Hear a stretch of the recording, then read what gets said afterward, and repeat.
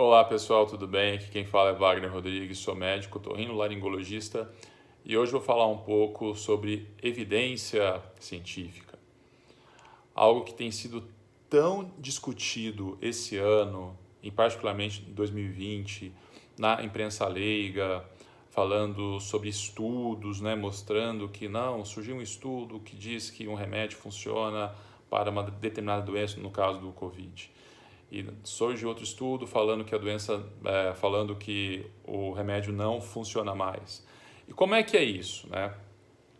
Isso funciona assim. A gente tem que pensar que a medicina tem milhares de anos de evolução.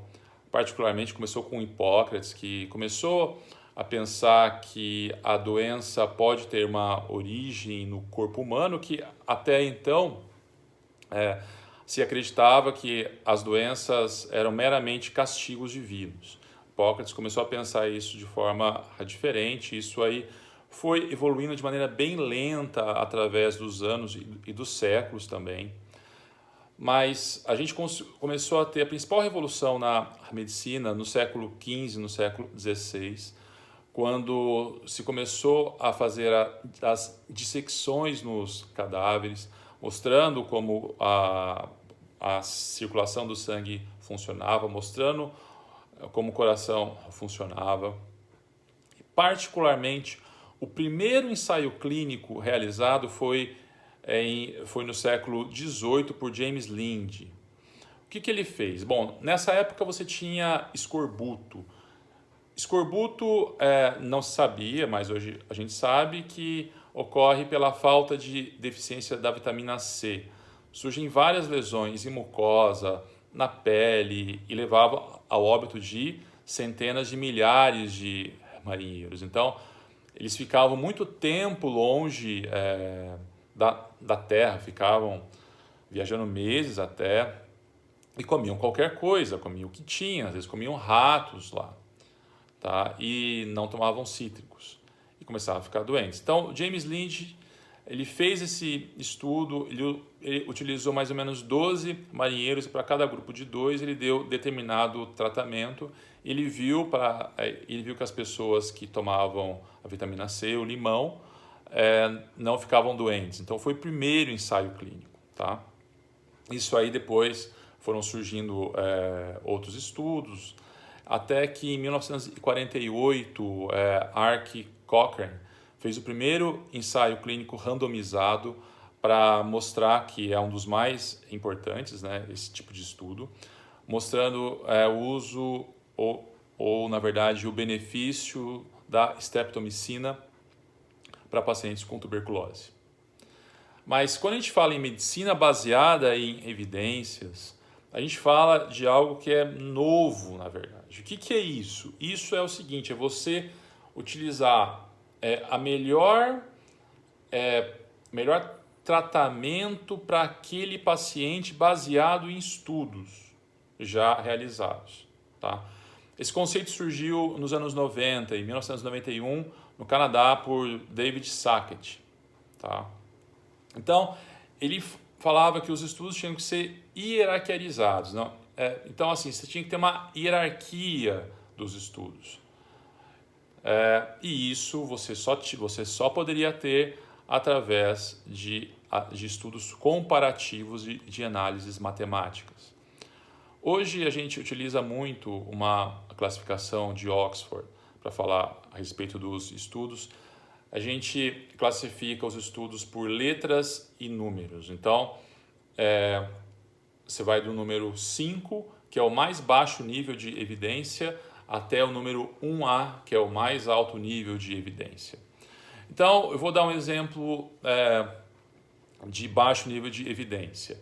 Nível 5, opinião. Tá? Opinião, quando eu escrevo um artigo falando a minha opinião sobre determinado assunto, ele pode ser importante sim, particularmente quando aquele assunto ele é pouco estudado ou tem poucos ou é uma doença rara que você não tem muitos pacientes e a experiência clínica de um colega pode ser sim importante, tá? Mas ela depois ela pode se mostrar que não ser real, não ser verdadeira. Isso você só consegue com estudos comparativos. Então, quanto mais você conseguir controlar os vieses, ou seja, viés de escolha de paciente para um estudo, viés, por exemplo, de dose, viés de tempo de observação.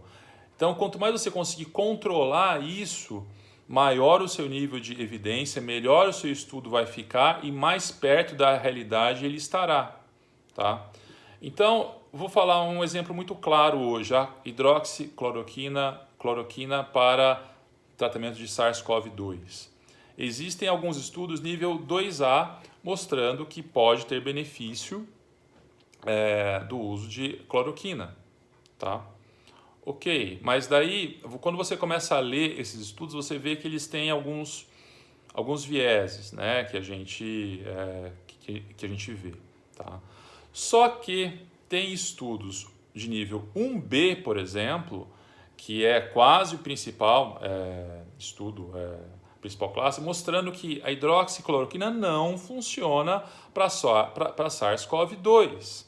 Aliás, existe até um nível 1A já, que é uma meta-análise, que é o mais alto nível de evidência, mostrando que o uso de cloroquina não tem nenhum benefício para pacientes de SARS-CoV-2 e quando associada com zinco, pode aumentar a mortalidade em até 20% dos pacientes.